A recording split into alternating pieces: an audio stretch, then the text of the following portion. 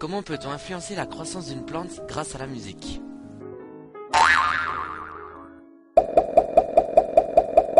Une petite recherche sur internet s'impose. Alors, influence de la musique sur les plantes.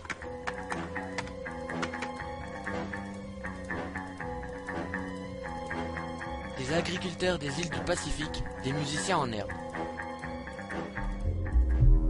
Il était une fois.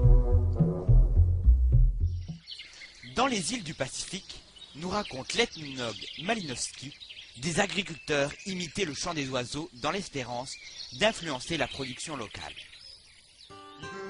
À l'autre bout du monde, dans nos campagnes, les gens chantaient des chants agraires, sans doute dans l'espoir d'accroître la production céréalière. 1992, un homme, Sternheimer, fait une découverte révolutionnaire. Il vient de mettre au jour le lien entre la musique et les végétaux. Et voici son brevet.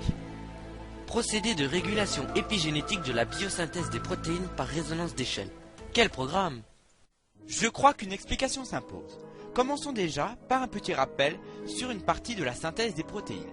Suite à la transcription de l'ADN par l'ARN polymérase en ARN messager, ce dernier sort du noyau de la cellule et va dans le cytoplasme cellulaire. Là, lors de la première étape de la traduction, l'initiation, un ribosome se fixe sur l'ARN messager au niveau du codon initiateur AUG. Puis l'ARN de transfert, qui transporte l'acide aminé méthionine, vient se fixer à son tour au niveau du ribosome. Par déplacement successif du ribosome et entre guillemets lecture de l'ARN messager, les acides aminés vont s'accrocher les uns aux autres jusqu'à former la chaîne protéique souhaitée. Lorsque l'acide aminé se fixe au niveau du ribosome, sa perte de liberté et sa stabilisation vis-à-vis de l'agitation thermique provoquent un comportement non plus particulier, mais ondulatoire pendant quelques secondes. Il émet alors un signal. Ce signal est traduit par un mécanisme complexe en ondes d'échelle. Ces dernières étant des ondes qui font le lien entre le signal émis par un acide aminé, s'attachant au niveau du ribosome, et le reste de la protéine en formation. Ensuite, celles-ci sont transposées dans le domaine des fréquences audibles par l'homme. On obtient de cette façon un code universel. En utilisant ce dernier, on peut créer une mélodie appelée protéodie, capable de stimuler ou d'inhiber la synthèse d'une protéine X en faisant écouter cette protéodie à un être vivant concerné. Prenons comme exemple l'acide aminé glycine. En se fixant au niveau du ribosome, son comportement devient ondulatoire. Il émet un signal. Traduit en onde d'échelle, puis en fréquence audible, on obtient le La 220 Hz, qui appartient à l'échelle de stimulation. De la même façon, on obtient le Do 261,6 Hz, correspondant à la lanine, le Mi 329,6 Hz, correspondant à la sérine, le Fa 349,2 Hz, correspondant à la proline, la valine, la thréonine et la cystéine, le Sol 392 Hz, correspondant à la leucine, l'isoleucine, l'asparagine et l'aspartate, le La 440 Hz, correspondant à la glutamine, la lysine, l'acide glutamique et à la méthionine, le Si bémol 466,16 Hz, correspondant à l'histidine, le Si béquart 493,9 Hz, correspondant à la phénylalanine et la sélénocystéine, le Do 523,3 Hz, correspondant à l'arginine et à la tyrosine, et enfin le Ré 587,3 Hz, correspondant au tryptophane. En utilisant le même procédé, on obtient des sons capables d'inhiber... Stop, s'il te plaît, je ne comprends rien. C'est quoi un son déjà? Qu'est-ce qu'un son?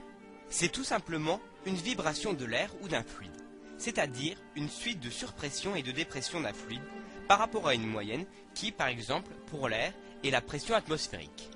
D'ailleurs, pour s'en convaincre, il suffit de placer un objet bruyant tel qu'un réveil par exemple, dans une cloche à vide pour s'apercevoir que l'objet initialement bruyant n'émet plus un son dès qu'il n'est plus entouré d'air.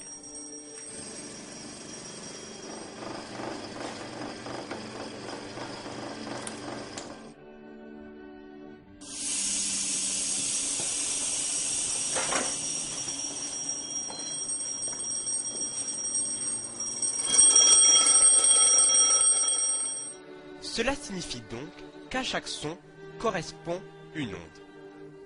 C'est bon Charles, tu peux reprendre. Alors, je disais qu'en utilisant le même procédé, on peut obtenir une échelle d'inhibition. Par exemple, la glycine donne le Fa 698,5 Hz. Il en va de même pour les autres acides aminés.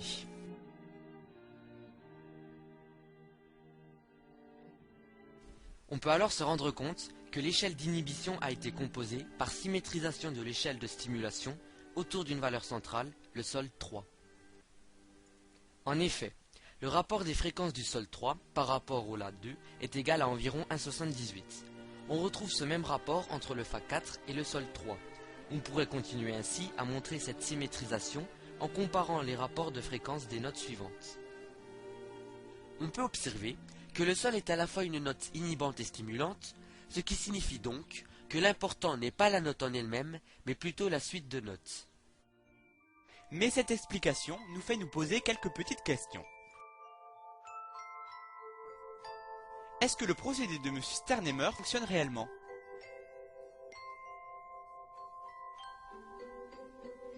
Y a-t-il une corrélation entre temps d'exposition et efficacité de la musique? Y a-t-il un lien entre volume sonore et efficacité de la musique?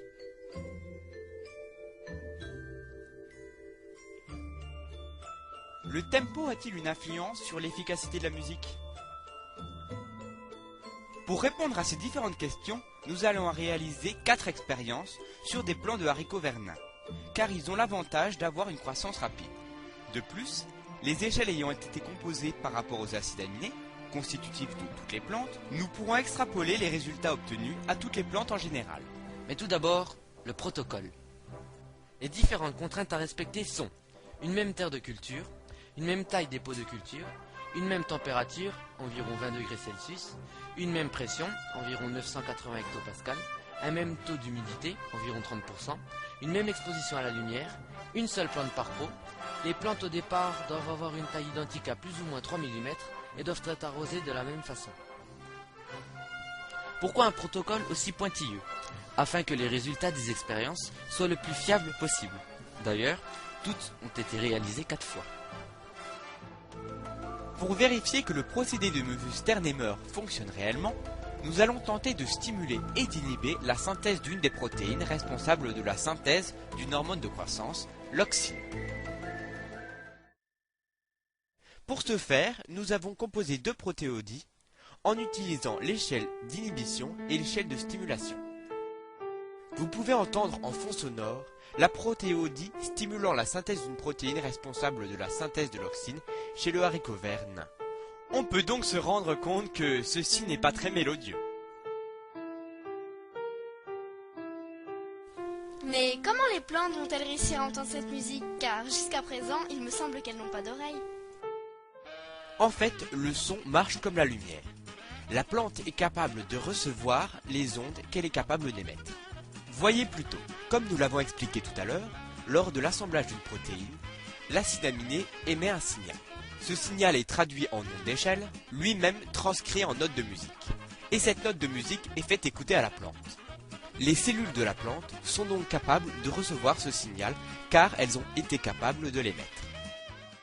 Voici les 3 plantes au début de l'expérience. La première étant la plante à l'auxine entre guillemets stimulée, la deuxième étant la plante test, et la troisième étant la plante à l'auxine entre guillemets inhibée. L'auxine étant une hormone de croissance chez les végétaux, on s'attend à ce que la plante à l'auxine entre guillemets stimulée grandisse plus que la plante test et la plante à l'auxine entre guillemets inhibée